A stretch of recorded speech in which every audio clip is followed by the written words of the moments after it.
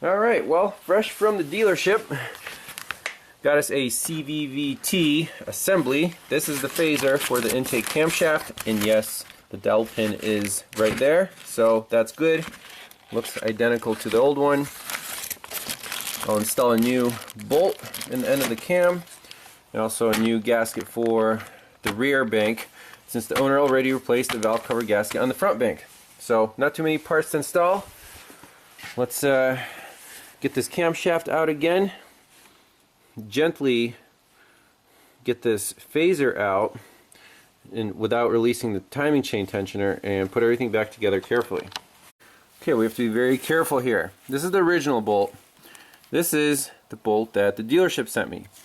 Part number is correct, but this bolt is significantly longer. Well, it may or may not work.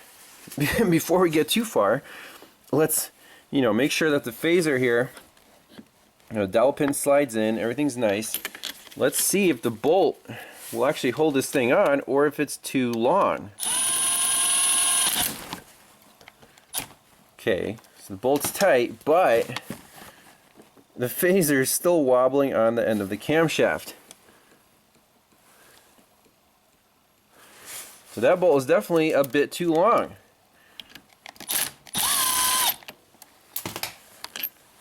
Let's put in the original bolt, so we just have to reuse it.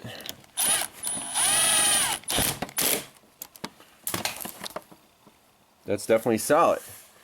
So we have to use the original bolt. What the heck? Good thing we checked that little detail. So phaser, let's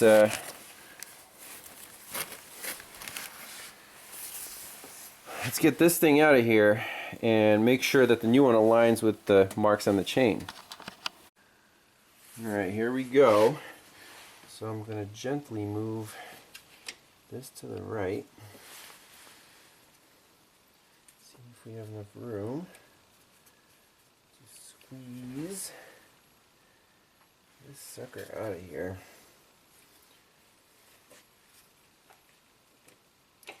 And there is enough room. Okay, good. Here's the new one.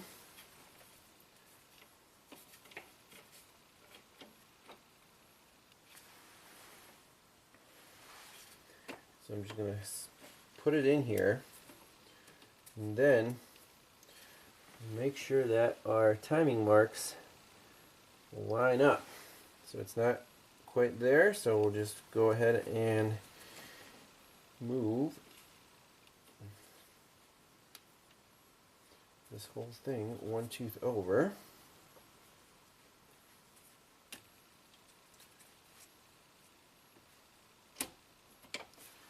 Okay, is that close? No, one more.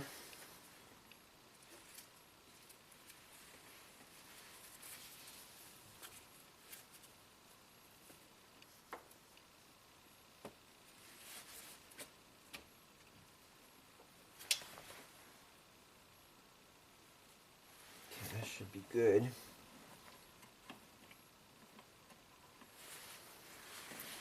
I want to tighten my holding device here so it doesn't let go of the tensioner anymore that it has to.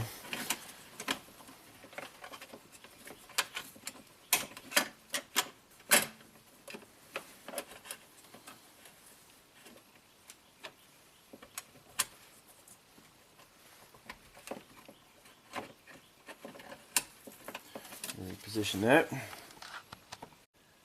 Alright, let's gently install our camshaft.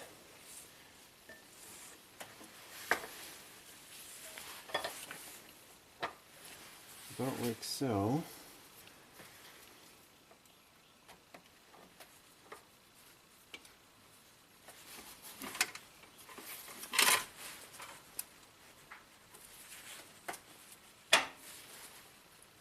Okay, camshaft is in. Now we have to get this phaser onto the camshaft.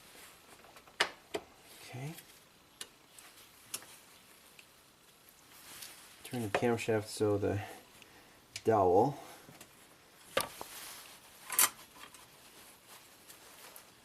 lines up.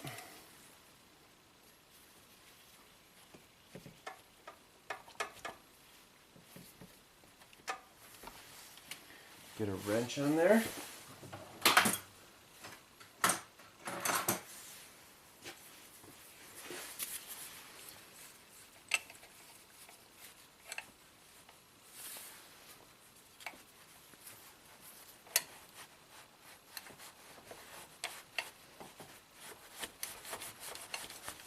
Okay, phaser is on where it's supposed to be. Now we have to get the bolt back in place. So lift the whole thing up and out.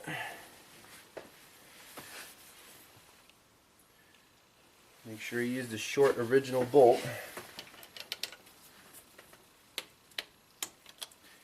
It's in.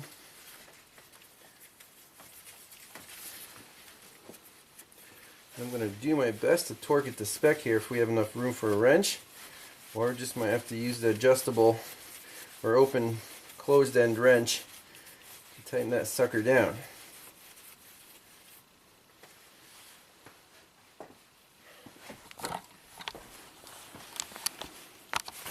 So before you tighten it down, make sure everything is perfectly aligned.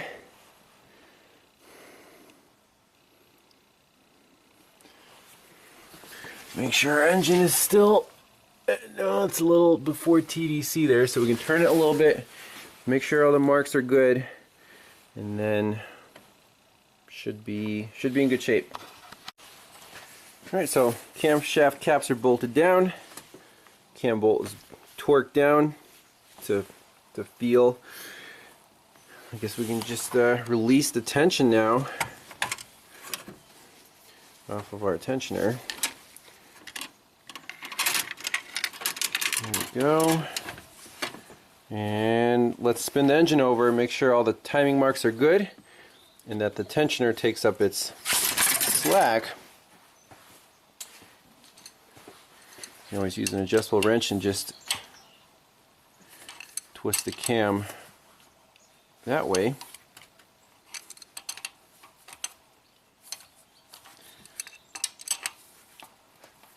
We'll see if the tensioner came out the appropriate number of teeth. Assembly is going pretty smoothly.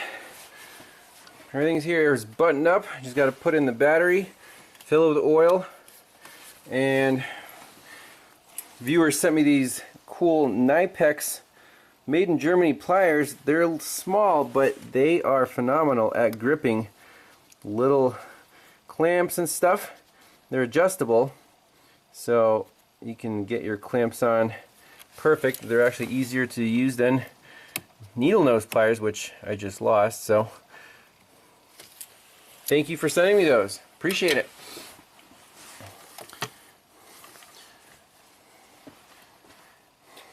Almost there. Alright, moment of truth here. No trouble codes in the engine computer. Let's fire it up.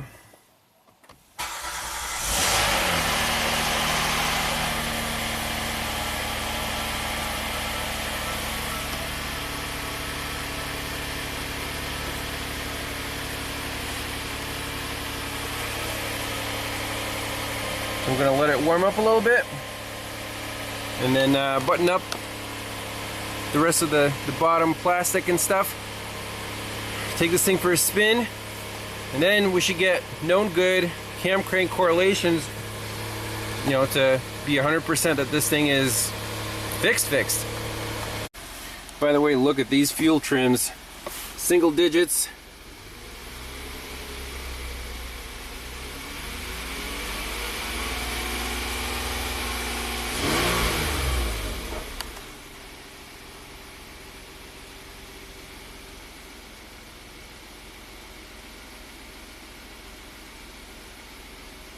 Lovely. Alright, we'll take it for a test drive in the morning. It's finally time to take the Hyundai Santa Fe on its maiden voyage after the repairs and If it does well, we'll return it to the customer. Got the Think tool booting up. We'll look at some live data, look at the phasers, do a 0 to 60 test.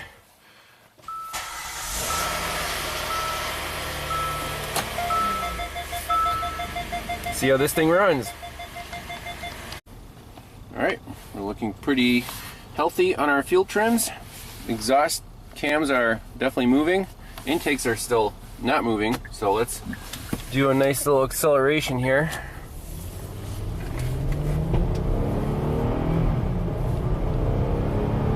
Oh, this thing's got some much better power now.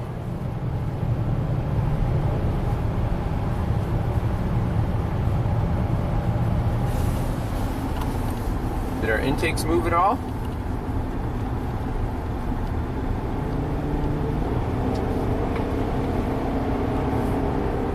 Huh.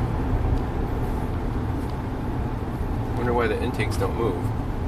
Maybe it needs to warm up and then it'll get into its happy zone. Well, felt a little boost of power and our intake cams did wake up, so I guess it needed to get to operating temp or whatever. There we go. Now we got some better pull. Yep. So desired, actual, everything's on the money. That's awesome. This car's definitely fixed. It's probably got twice the power now. Customer's gonna be very happy. So the Santa Fe drives beautifully. The only monitors that are not ready is the catalyst, even the evap passed, wow, and the O2 sensor monitor. So we can take it for another spin, but as long as that overfueling didn't cook the cats, we should be in good shape. So I think we'll end it at that. Man, this one was curveball after curveball. I don't even know where to, the summary is customer couldn't make it to the shop. We diagnosed it on the spot. The timing was definitely off, but the second issue was his oxygen sensor on bank 2 failed while he was driving to the shop. So there was actually 2 issues, and we didn't call the oxygen sensors out on the first diag because we couldn't even run the car long enough to do that. So once the car was at the shop, I took a more detailed look into it and like, hey, we have more than one problem here. Start with the oxygen sensors, get the fuel trims under control. Then we see, yes, we have a timing problem on bank 2 on the intake cam, and it was definitely shifted. You see that on the scope. You have to use a scope for these timing codes, absolutely. And it was shifted by almost 1 tooth, but not quite. Very, very strange. You don't see this type of failure very often. Maybe if you work at the Hyundai dealership, you do. Snapped dowel pin on a phaser that it makes a camshaft shift. So, by that time I already ordered the timing chains, tensioners, and sprockets, but hey, now we need a phaser. So in this case, customer went just replace the phaser, don't touch the chains, those are still fine. Maybe I can just sell them, if he needs them in the future, he can just buy the parts off me right now, or I'll return them. No big deal there, but pretty cool. So that's it. Thanks a lot for watching, and we'll see you in the next one. Bye-bye.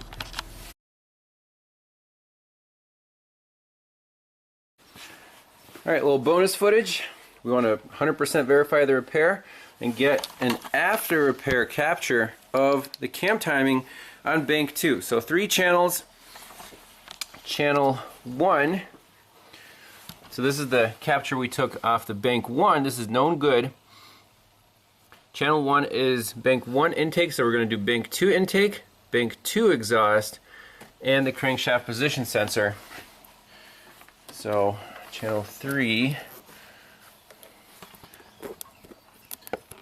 And I am using piercing probes because we saw that with back probes, especially on really small pins at the ECM, you have a chance of damaging the pins first of all, and then you can cross over the pins and then your signals won't be correct. So let's relabel these. Bank 2 intake, bank 2 exhaust, CKP. Run the scope. And we don't need channel 4.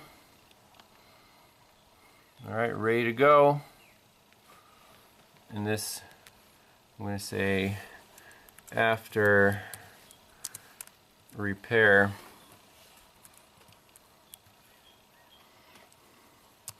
New bank 2 intake phaser. Okay.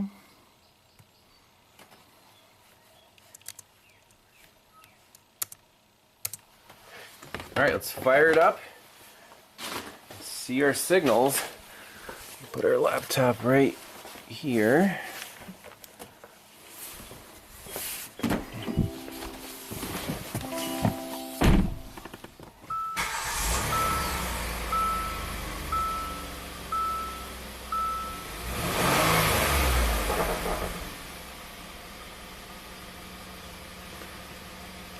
And we'll shut it down. That's all we need.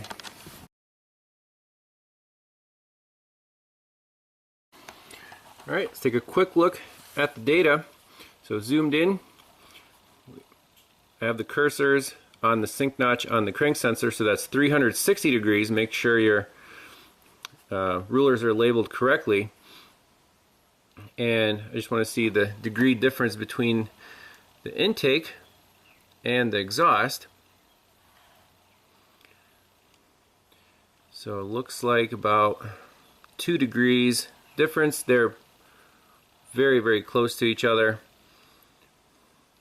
Now keep in mind in bank 2, the intake is following the exhaust. It's the second one on the chain, so it makes sense it's a little bit shifted, 2 degrees, tiny bit of chain stretch, and the OEM spec says 17 notches over. 1, 2, 3, 4, 5, 6, 7, 8, 9, 10, 11, 12, 13, 14, 15, 16, 17, about 18 notches. So yeah, chains are not new, but the customer says he'll keep driving it. If he needs to do timing chains down the road, we'll do that later, but he just wants the car to be operational and have good power. So I think everything's great.